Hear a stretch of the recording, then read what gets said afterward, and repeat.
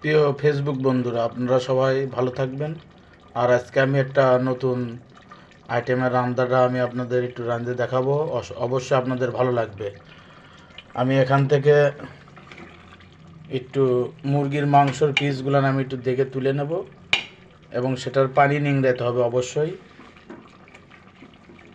এগুলান আপনারা করে খাবেন, আসলেই বাসায় অনেক ভালো লাগবে।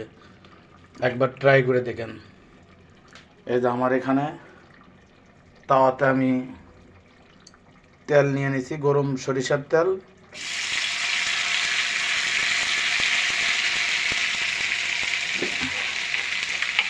খুব সুস্বাদু লাগবে।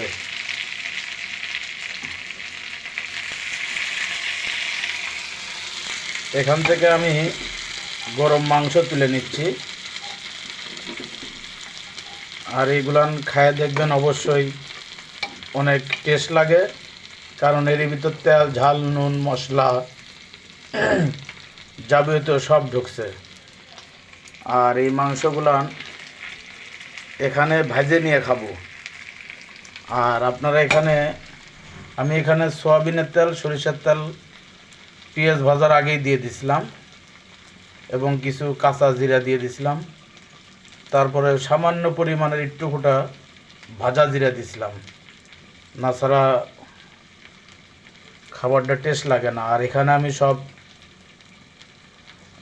নিজস্ব ঘরোয়াভাবে মশলা ব্যবহার করছি।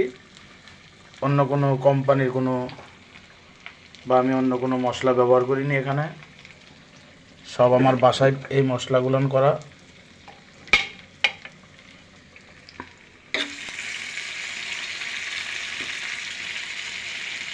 এইভাবে আপনারা খাবেন, অনেক সুস্বাদু লাগবে। আর আমি তরকারির ভিতর আবারও বলছি, কোনো কাঁচা কোনো পানি ব্যবহার করিনি, সব ফুটানো পানি আমি এখানে ব্যবহার করছি। আর এখানে ভাজতেছি, এগুলান ভাজে লাল করে গরম ভাত দিয়ে আলু ভর্তা খুব টেস্ট লাগে এবং খুব সুন্দর লাগে এই খাবারগুলান। আমার এখানে জাল জ্বলতেছে।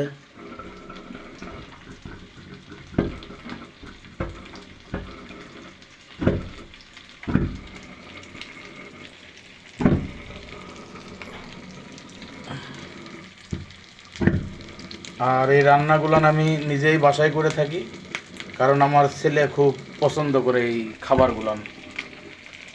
সে অনেক পছন্দ করে, যার কারণে মাঝে মধ্যে বাসা তো অনেক সময় কোনো কাজের সহযোগিতা করতে পারি না, যার কারণে বাসায় এসে আমি সবসময় এভাবে রান্না বান্না করি। আপনারাও আপনার পরিবারের পাশে সহযোগিতার হাত বাড়ায় দিবেন এবং সহযোগিতা করে রান্না বান্না আপনারাও করার চেষ্টা করবেন।